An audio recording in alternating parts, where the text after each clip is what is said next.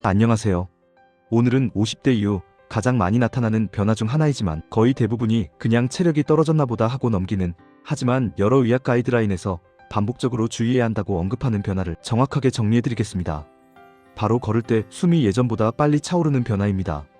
숨이 차는 건 누구나 경험하지만 50대 이후에는 이 변화가 심장, 폐, 혈관 기능과 밀접하게 연결될 수 있다는 것이 국내외 심장학, 호흡기학 자료에서 공통적으로 설명되는 내용입니다. 오늘은 심장이 보내는 숨찬 신호, 폐 기능이 떨어질 때 나타나는 호흡 패턴, 혈관 상태가 안 좋을 때 나타나는 걸을 때 숨참, 나이 때문에 생기는 자연스러운 변화, 주의해야 하는 위험 신호, 이 5가지를 한 번에 정리해드리겠습니다. 1. 왜 50대 이후 숨참 변화가 흔하게 나타나는가? 먼저 기본 배경부터 설명드리겠습니다.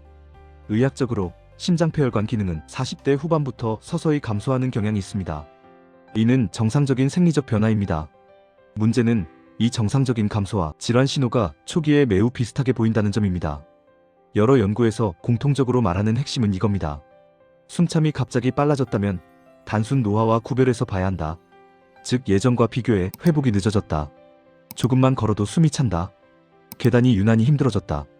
이런 변화가 뚜렷하게 나타난다면 의학적으로는 반드시 살펴야 하는 변화로 분류합니다. 2. 심장이 보내는 숨참 신호. 심장은 온몸에 혈액을 보내는 펌프 역할을 합니다. 심장 기능이 떨어지면 가장 먼저 나타나는 변화가 호흡입니다. 국내외 심장학 가이드라인에서도 강조하는 내용이 있는데 심장 기능이 저하될 때 가슴 통증보다 숨참이 더 먼저 나타나는 경우가 흔하다는 점입니다. 특히 아래와 같은 패턴이 있을 때는 심장에서 오는 신호일 가능성이 더 높습니다. 평지는 괜찮은데 계단이나 오르막에서 숨이 빨리 찬다. 걷는 속도는 그대로인데 호흡이 가빠진다. 잠깐 쉬어도 숨이 쉽게 가라앉지 않는다. 오전보다 오후에 숨참이 심해진다. 가슴은 안 아프지만 몸이 무겁고 호흡만 힘들다. 이 변화들은 심장 펌프 기능이 미세하게 떨어질 때 나타나는 패턴으로 심부전 초기 단계에서도 흔히 보고되는 양상입니다. 3. 폐 기능이 떨어질 때 나타나는 숨참 패턴. 숨은 폐에서 이루어지지만 숨차다라는 느낌은 폐의 용량, 탄력, 산소 교환 능력과 관련이 있습니다. 여러 호흡기학 자료에서 공통적으로 나오는 내용은 50대 이후부터는 폐의 탄력이 조금씩 감소해 호흡이 이전보다 깊게 들어오지 않는 느낌이 생길 수 있다는 점입니다. 하지만 다음과 같은 변화가 있다면 자연 노화가 아니라 주목해야 하는 신호로 분류됩니다. 예전보다 숨을 깊게 들이마시기 어렵다. 충분히 쉬어도 답답함이 남아있다. 운동을 하면 숨부터 차오른다. 같은 활동을 해도 호흡이 더 많이 필요하다. 호흡이 얕고 빨라지는 느낌이 든다. 이런 패턴은 폐 기능 감소, 기도 과민성, 폐 탄성 저하 등 여러 의학적 변화에서 공통적으로 나타나는 신호입니다. 4. 혈관이 보내는 숨참 신호.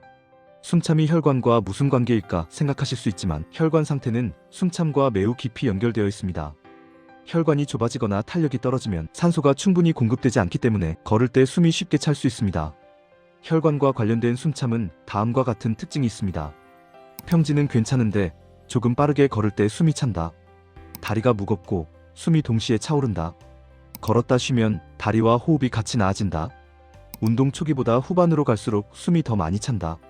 이런 패턴은 말초혈관 기능 변화나 혈액 흐름 저하에서 전형적으로 나타나는 양상으로 혈관학 자료에서도 반복적으로 언급되는 내용입니다. 5. 숨참이 위험 신호가 되는 순간.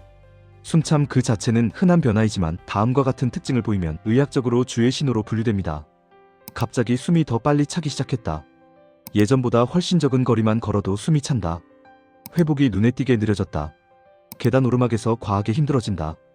호흡이 가빠지는데 가슴 통증은 없다. 숨참과 피로가 같이 온다. 아침보다 오후에 숨참이 더 심해진다.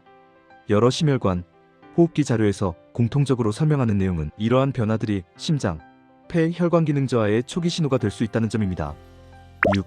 걷기 속도는 그대로인데 숨이 차는 패턴의 의미. 걷는 속도와 숨참의 변화는 매우 중요한 지표입니다.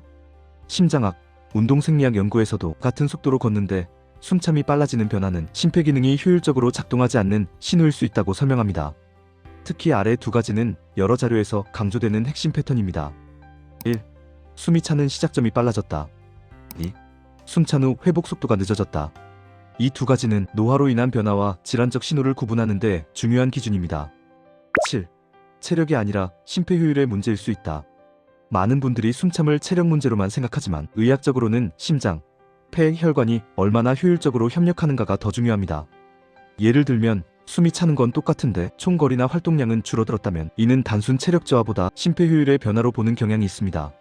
심폐효율은 심장 박출량, 폐 탄성, 혈액 산소 운반, 말초혈관 순환 등 여러 요소가 동시에 작용하는 지표입니다. 8.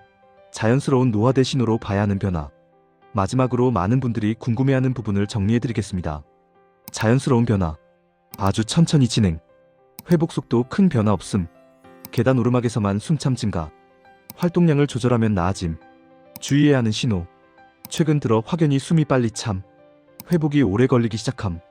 평지에서도 숨참이 나타남. 오후로 갈수록 숨이 더 가빠짐. 걷는 거리 자체가 줄어든. 이 차이가 매우 중요합니다. 오늘 정리한 내용은 심장, 폐, 혈관 관련 의학 자료에서 반복적으로 강조되는 주의해야 하는 호흡 변화들입니다. 이 영상의 목적은 공포를 주거나 특정 질환을 암시하는 것이 아니라 50대 이후 숨참 변화가 몸이 보내는 중요한 신호가 될 수 있다는 사실을 정확히 이해하는 데 도움을 드리는 것입니다. 숨참이 빨라졌다는 것은 몸이 보내는 초기 변화일 뿐이고 이 신호를 알고 있는 것만으로도 건강을 지키는 데 큰 도움이 됩니다. 오늘 영상이 본인의 심폐 변화와 몸의 신호를 이해하는 데 조금이나마 도움이 되셨길 바랍니다.